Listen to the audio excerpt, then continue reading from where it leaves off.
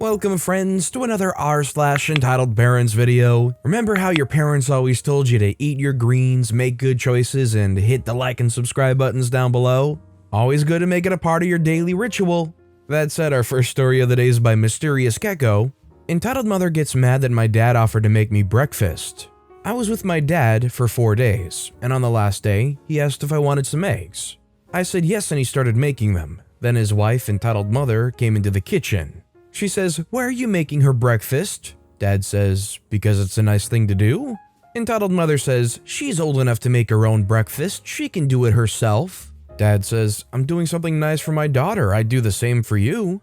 She says, "This is ridiculous. What 12-year-old can't make her own breakfast?" "I'm not 12. Dad says, "You know what? Fine. OP, come here."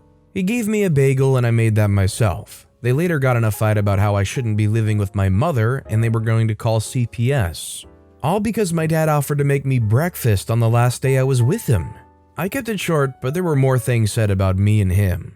I'm sorry, but in my opinion, if a dad is 60 and their 40-year-old kids visiting, it wouldn't be weird for them to make them breakfast. Is there a certain age cutoff where it gets weird for a parent to keep making their kids breakfast? Let me know what you think in the comments down below. Our next story is by Jay Moki. My dad got mad at me for waking up. So I get out of bed, it's morning by the way, go downstairs, and then my dad in a stern tone says, "Why are you up?" I respond with, "Because I'm up," to then get a response with, "Well, your mom's not home." I then go back upstairs tearing up. I got more stories about my dad if you want to hear them. Now this is a very short one and I feel like there's a lot of context that's actually missing here. Why can't somebody be up without their mom being home? I looked through the comments a little bit and it turns out I guess OP got 2 B's on their report card and their dad's very strict. And I guess the mom is less strict, so I'm guessing this is a case of grounding. But I don't know if I'd be a bad academic parent or not, but I feel like if my kid's getting B's, that's okay enough with me. I wouldn't lock them in their room because of it, that's for darn sure. This next story is by Psychological Sign 6. Mom bails on me again. I don't know if this belongs on here, but here we go. My mom is notorious for making promises and then bailing last minute on them. I'm just about to hit 9 months pregnant in a few days. She's canceled 2 baby showers last minute already. My mother-in-law feels really bad and arranged an extra shower through her church. I've been going through some health issues that have put me on basic bed rests, so they're making the shower short and low-key. My mom promised to come and really made a big deal about coming. So I thought that she may actually show up this time. The shower's today, and I've been trying to reach her since yesterday to arrange the time she's picking me up. She offered and insisted on picking me up. I tried calling and texting her a few times to no avail. Finally, I decide to call my stepdad and ask if she's with him. He had no idea about the shower, and she decided to drive him over an hour away the opposite way to his work and go shopping. So I know she's seen the messages and calls. I'm so hurt. I feel so stupid for thinking she would actually come. I never cry, but I did earlier because I feel so let down. I was really hoping she was going to turn a new leaf over for her grandchild. I just want to see my mom, especially with being so pregnant with various health issues, and she decides to bail on me to go shopping. I'm so done. Trust no one. I definitely have a lot of sympathy for OP in this story. I can't imagine feeling so let down by your own parents. In regards to trust no one, I would say trust no one that hasn't proven they can be trusted. And not they did one thing so they can be trusted, but somebody that's always been reliably there. Somebody that's routinely let you down, I don't think you can reliably put trust in them. Maybe hope, but I think trust is a hard thing to reliably give those kinds of people. This next story is by Pork and Beans. Please don't wait until my mic stands in your child's grip to decide to intervene. As a performing loud musician, certain things will strike a certain type of fear into my heart, mostly relating to the continued safety of my expensive, professional gear. The very top of this list is mostly reserved for drunk adults either backing up into my equipment without looking, stumbling over something they shouldn't have been anywhere near in the first place, interrupting me in the middle of a verse to make a ridiculous request, or haphazardly swinging a full, sloshing beverage towards my instrument. Directly following that group are small, excitable, under-supervised children and their disinterested entitled parents.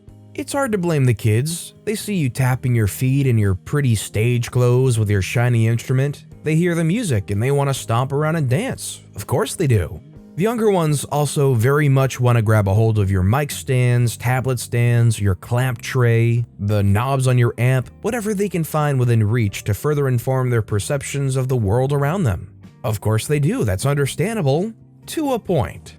This is where you come in, entitled parents. When your toddling child enters into a certain radius of me, I am suddenly no longer focused at my task at hand, which is to perform.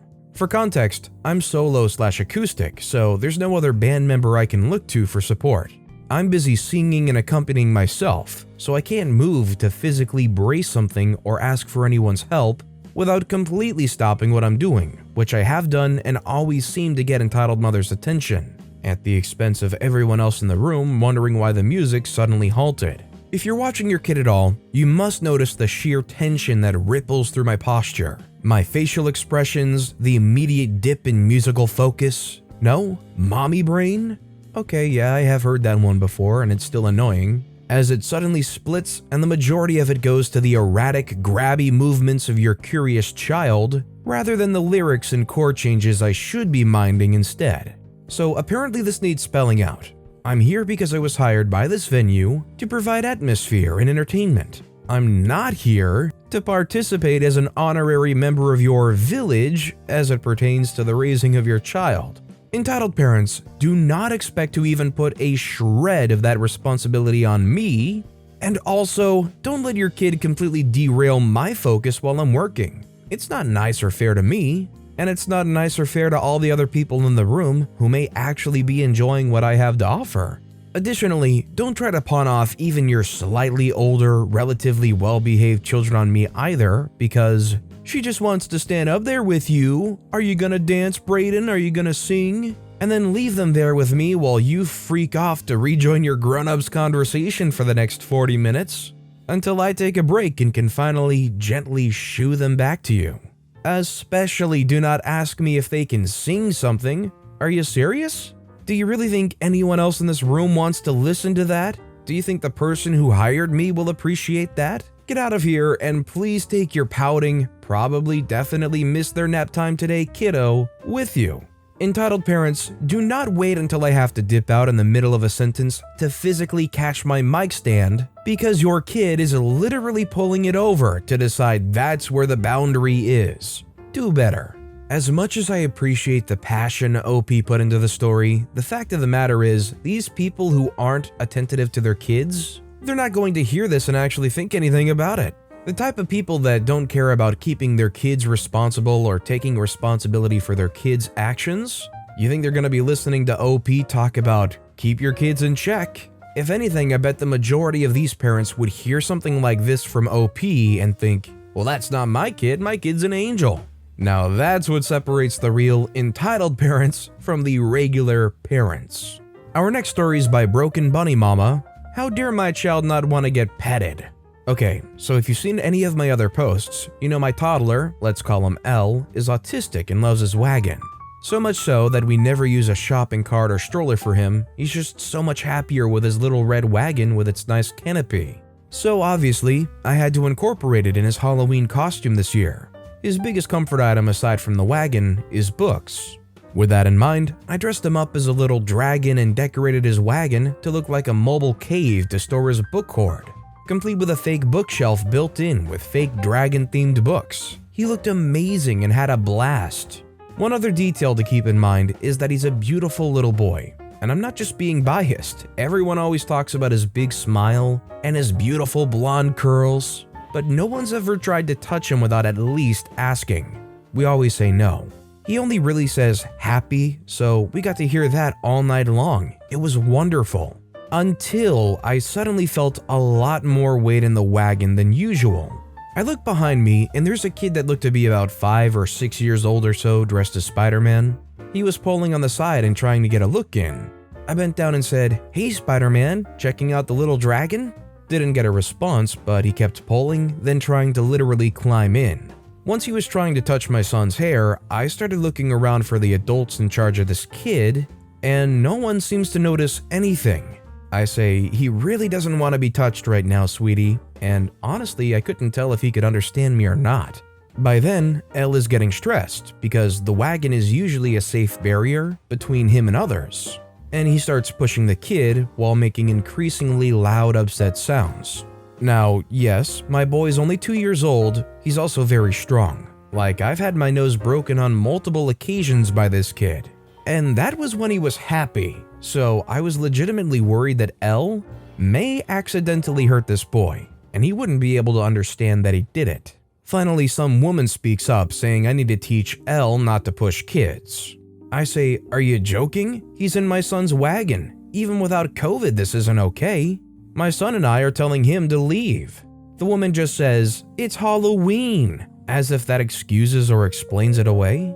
By now, I'm thinking Spidey may be special needs as well, so I'm trying to be patient and not upset either boys anymore. The woman just rolls her eyes and starts talking to other people with her about how some parents don't want to deal with their kids. I mean, really, lady? Your child's in my wagon trying to pet my human child? How was my son the bad guy for pushing? At this point, Elle's using his feet too. He's not kicking, there's no real force behind it, but he is in fact using his feet to push this intruder out of his wagon. Elle is buckled in, so it was the only way he could reach well. The Spidey gets upset and hops out while the adults around us look appalled, like Elle was some bully kicking kids. We just walk to the next street really quick and try to cheer Elle up again. He was really elevated and struggled to calm down again. He was smiling after that, but he didn't say happy again until we got home, and that broke my heart for him. I honestly don't know what I could have done differently because I don't really want to risk grabbing the kid myself and be accused of hurting them, but then I felt like no one else there saw a problem with what was happening. Am I maybe just being defensive of Elle or what?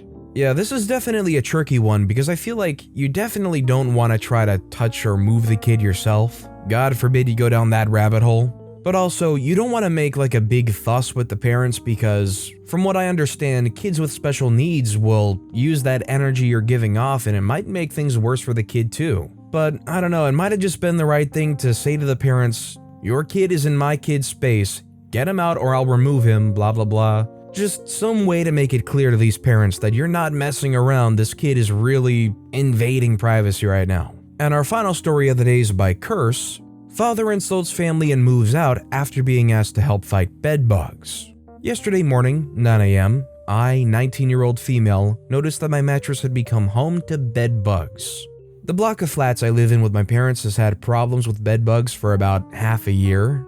We thought they would never get all the way up to the 10th floor, but alas, we were wrong. Unfortunately, this block of flats has become a gosh darn hotel. People rent apartments out to anybody who pays. I don't see anybody familiar in the corridors anymore, and I've lived here all my life. So nobody knows what comes here and what it brings with it. I take everything I can off the bed and into the bathroom. I know I should have put it all in bags, but I kind of panicked, and I had no clue what these things even were. I only saw the tiny ones. Plus, I had no idea it was anywhere near as significant as it turned out to be. So it started something like this. I say, hey, come look at this. Father, borderline drunk, laughing at some pseudo-funny video, says, what? I say, come here. He says, wait, I'm busy. I say, it's kind of important. He says, what, a spider? I freaking wish. I say, what? No, something way worse. He takes a long minute to finally come see what I'd been sleeping with. Needless to say, we're both pretty speechless. His first response is to grab some hairspray and a lighter and try to burn the freaks.